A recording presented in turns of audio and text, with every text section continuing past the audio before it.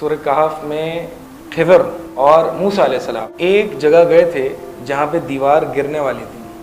اس دیوار کے نیچے ایک یتیم بچے کا خزانہ تھا اور وہ خزانہ ان کے والد صاحب چھوڑ کے گئے تھے, اور وہ دیوار گر جاتی تو خزانہ ظاہر ہو جاتا اور لوگ اس خزانے کو لے لیتے, لیکن وہ بچہ بھی یتیم تھے, مال کی ان کو ضرورت ابھی نہیں تھی لیکن مدفون تھا. موسیٰ علیہ السلام اور خضر پہنچے وہاں پر, دیکھا کہ دیوار گرنے لگی. خضر نے اس دیوار کو صحیح کر دیا اور اجرت بھی نہیں لی.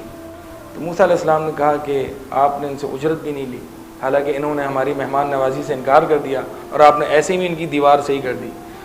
تو خضر نے بتایا کہ یہ 2 یتیم بچوں کا مدفون خزانہ تھا جو ان کے والد صاحب یہاں پہ دفن کر کے گئے تھے, اور اللہ تعالیٰ نے ارادہ کیا کہ اس کو سیف کر لیں. کیوں؟ وَكَانَ أَبُوهُمَا صَالِحًا, کیونکہ ان کا والد نیک تھا.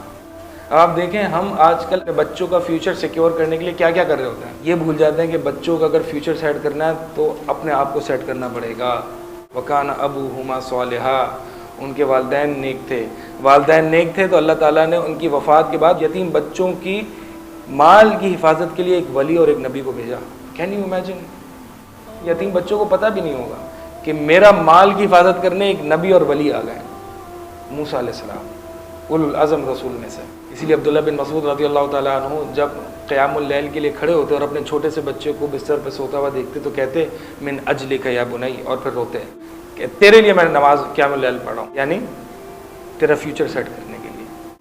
آج بہت سارے ہمارے پاس پیرنٹس آتے ہیں اور کہتے ہیں ہمارے بچے سیدھے نہیں چل رہے ہیں, ہمارے بچے ہماری نافرمانی کر رہے ہیں, اور ہمارے بچے نماز نہیں پڑھ رہے ہیں, اور ہمارے بچے موبائل بہت دیکھتے ہیں. تو میں اگلا سوال کرتا ہوں کہ آپ کتنے ڈرامے دیکھتی ہیں؟ پھر اصل بات کھل کے آتی ہے. مطلب آپ یہ ایکسپیکٹ کر رہی ہیں کہ آپ موبائل دیکھتی رہیں اور بچے نہ دیکھیں. ہم بچوں کی حفاظت کے لیے پیرنٹنگ کے بڑے بڑے سیشنز کر لیتے ہیں, مہینوں ٹریننگز کر لیتے ہیں. ایک اصول بھول جاتے ہیں, اور وہ کیا ہے؟ اللہ کے ساتھ تعلق. جب تک اللہ کے ساتھ تعلق اچھا نہیں ہوگا اللہ تعالیٰ آپ کے بچے کی حفاظت نہیں کرے گا الا ماشاء اللہ.